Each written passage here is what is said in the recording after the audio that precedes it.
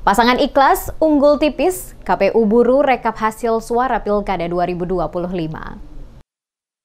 Komisi Pemilihan Umum atau KPU Kabupaten Buru menggelar rapat pleno terbuka rekapitulasi hasil penghitungan suara pemilihan Bupati dan Wakil Bupati pada 7 April malam. Rapat pleno tersebut dihadiri oleh perwakilan KPU dan Bawaslu Provinsi Maluku, Komisioner KPU Kabupaten Buru, serta saksi dari 4 pasangan calon peserta Pilkada.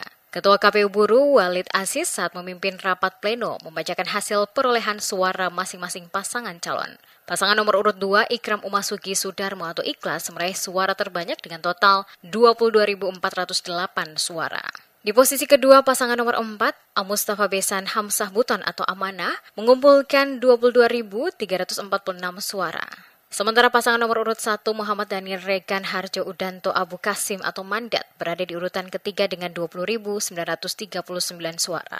Di posisi terakhir, pasangan nomor urut 3, Asis Hentihu Gadis Siti Nadia Umasugi atau Basis, memperoleh 12.494 suara. Dengan demikian, pasangan Ikhlas unggul tipis dari pasangan Amanah dengan selisih 62 suara. Walid Aziz menambahkan, jika dalam waktu 3 hari setelah penetapan hasil rekapitulasi tidak ada gugatan yang diajukan ke Mahkamah Konstitusi atau MK, maka KPU Kabupaten Buru akan menetapkan pasangan terpilih sebagai Bupati dan Wakil Bupati periode 2025 hingga 2030.